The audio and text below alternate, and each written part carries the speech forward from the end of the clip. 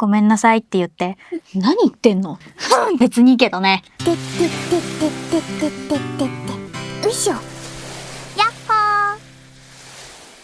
皆さんこんにちは。コハランの部屋へようこそ。はい。今回はサムネにある通り、なんか私の取扱説明書を作るらしい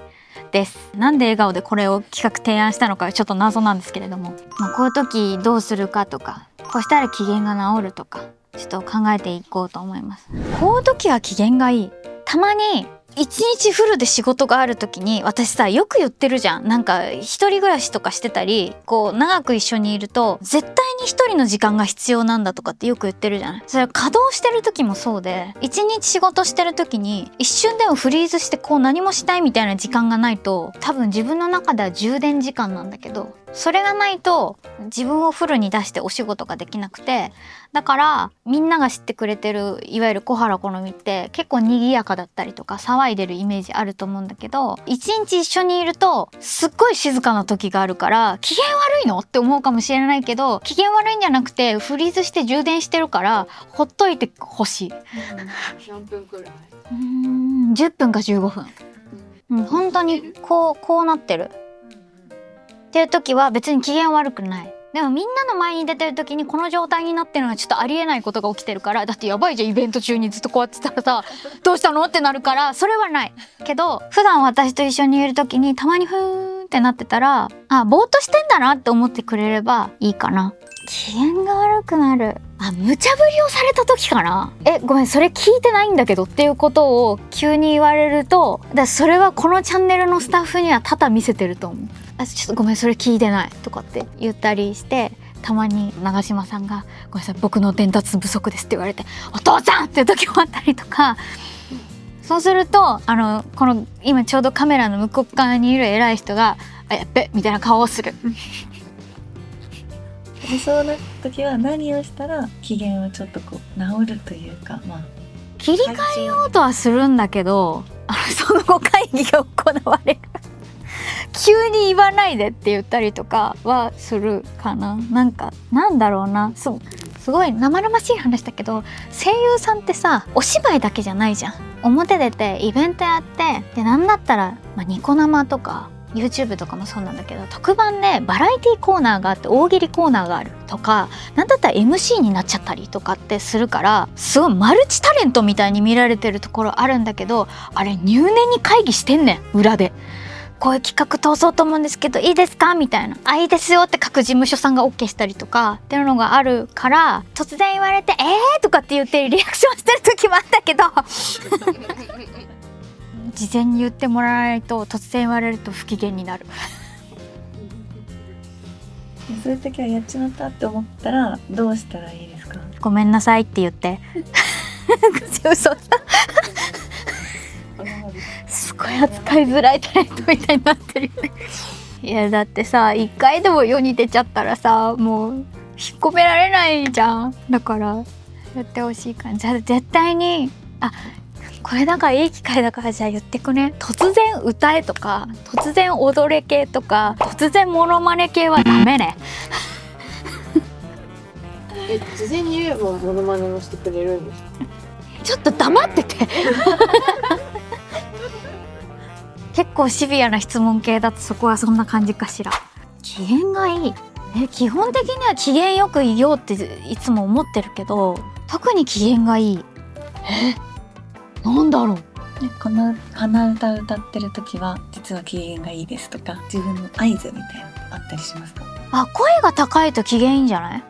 やっぱみんなそうだけど、ちょっと 1.2 倍3倍ぐらいのテンション感でやってるじゃない。わちゃわちゃしてると、私がなんかふわふわしだしたりとかしてると、機嫌いい悪いとかはないんだけど、割と乗ってる時なのかもしれない。あと逆に声が低い時はすっごいリラックスしてる時、あと長年の付き合いの人になるとやっぱだんだん声低くなってくるから、村上さんと喋ってる時はすっごい声低いと思う。何言ってんのとかって言ってる声とかもさ、なんか声低かったりするじゃん。なんかさ、割と早く仕事が終わったとかさ、もう帰れるってなるとテンション上がると思うんだけど、割とわかるはわかるんだけど、そういう時でもないんだよね。テンションが上がる。基本的にテンション上がってるからな。川越行く時は上がるんじゃない？川越に連れて行くとテンションが連れて行けば上がるみたいなのやめてね機嫌悪いから川越連れてこうみたいなのやめて。だから川越行ってると基本テンション上がってるとは思うよ。あとは仕事がうまくいった時とかオーディション受かった時とか、とにかく束縛が嫌いとかってよく言ってるけど、何もかもそうで制限があればあるほど自分を発揮できないから、もう自由ではいって言われた方がペーってできるから、放っててほしい、自由に。あとは褒められて伸びるタイプですね。大人になったらね、あんま人って褒めてくれないからね。褒められたいは褒められたいよね。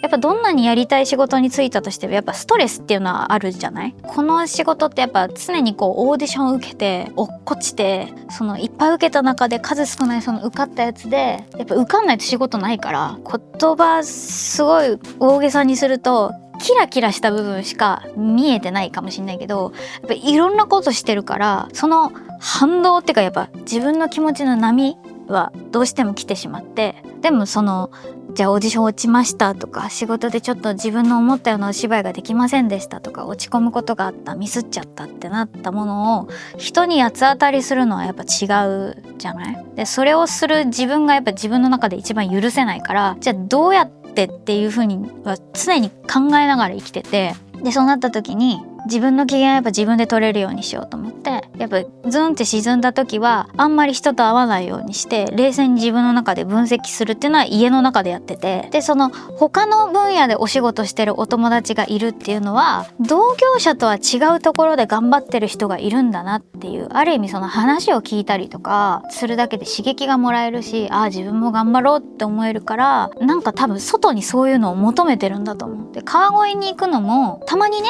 ファンの人にお会いしたりとかするんだけど、観光親善大使にもなったし、特殊な仕事をしてる人間ではあるけど、あんまり声優さんなのっていう風には見られないのよ。みんな対等に見てくれて、各々の話をしてくれたりとかで、どっか私にとっては本当第二の実家に帰るみたいなスポットになってるから、ズーンってなった時に実家帰るとか川越に行くっていうのはどっか自分を保とうとしてる部分もあって、皆さんもそうですけど、ファンの人とあと川越と実家がっていうのがあるから、多分バランスが保ててるんだろうなっていうのはあるから、絶対に取説に加えてください。わかりました。難しいね難しいね、長くなったから。自分の中のエネルギー源とかありますか？例えば睡眠をたくさん取らないと活動が体力が戻らないとか。睡眠とか食事とかももちろん健康な面で言うならそうなんだけど、自分の時間が取れないと、じゃあその一人の時間何やってるのかって言ったら大したことしてないんだけど、がないとちょっとしんどいかも。次の日影響が出るかも。あとは迫っている何かがあると結構そわそわして生きてるかも。じゃあそのそわそわしてる時も同じく放っておくのが一番。大丈夫だよって言ってほしいし、あと自分ではどうしようもないからそわそわして当日迎えて、緊張するような場面だったら、中学ぐらいから母親が言ってくれた緊張してもしないから大丈夫って言われた言葉をずっと思い出して、これまで緊張する場面を乗り越えていたかもしれない。もちもちした食べ物は好きです。もちもちした食べ物。この前あんみつ食べた時に、あんみつの中に入ってた牛皮2個で幸せな気分になった。もちもちした食べ物を食べると幸せになります。でもやだな、ピリピリしてるタイミングでもちもちしたものこうやって差し出されたらふんってやりたくなるかもしれないないですか、偉い人逆に。収録の時に差し入れ美味しいもの買ってきてる日は機嫌がいいので企画の提案をしやすいと思います。差し入れ班って言ってくるんですよ。今いろいろ思い出した。これまでの3年基本的に偉い人は私のことを怖がってるって思ってて全然そんな風にバチバチとかじゃないんだけど、私もイエスマンじゃないから、だからこれまでにノーって言った企画とかもあるのよ実は。だからそれを交渉するのにやっぱ一応事務所入ってる人間だから、マネージャーっていう長嶋さんをね通すんだけど、そのクッションがないと多分この人は私のことが怖いからやだとかって言われたらはいってなっちゃうから、だから長嶋さんを通じてうまくこれ小原さん投げていいですかね、これでって言って、あそっかっつっってこっちに来ないっていうのが多分これまでいろいろあったんだと思う。知ってる。本当は長島さんのところまで行ってて通んなかったっていうやつ実は知ってる。だからすっごい私が朝入ってきた時のテンション感めっちゃ見てるんだろうなって思ってる。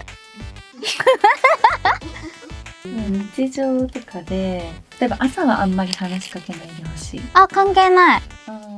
話しかけるタイミングは別にいつでも。う朝が機嫌悪いとかもん、ない。ときめき印。ときめいた時の見分け方。自分では分かんないけどジャンプはしないでもなんか恋すると女の子可愛くなるとかってよく言うじゃん。だから言われたことある。なんか可愛くなったって言われて、いや別に何もしてないみたいな。嬉しいことあるとすぐ報告するタイプです。そうですね。あ、それはなんだろう、恋愛に限らずだね。お仕事でこんな素敵なことがあったっていうのは結構話してるかもしれない。なんかこれをもらうと無条件に喜んじゃうとかっていうものがあれば、手紙とかお花は嬉しいけど、それは基本的に生きててね、もらうと嬉しいけど、なんか喧嘩して心当たりあるのに花束渡しときゃ機嫌良くなるだろうみたいな感じで来られたら、分かってんのかって多分なると思うからこんな口調じゃないよラブバッグ。いらない。自分の欲しいものは自分で買うから別にいらない。どうやって誠意を見せたらいいの？ア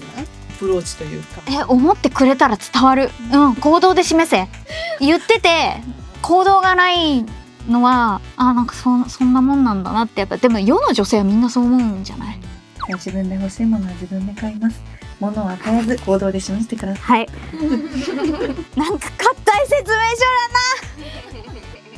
結構ボリューミーな書説明書かな。私が箱だとしたら、外見は親しみやすいとか話しかけやすい人間だとは思う。なんかそんなすっごい壁作ったりとかそういうのはないんで大丈夫です。こいつを扱えるという方がいたらコメントにぜひよろしくお願いします。全部使われるんだろうな。偉い人の下りまで使われるんだろうな。別にいいけどね。3年半を迎えた小原の部屋、一体どういう方向性へ向かうのでしょう。すいませんね、いつもね。申し訳ないですね。すいません。はい、ということで今回はここまでです。またお会いしましょう。バイバイ。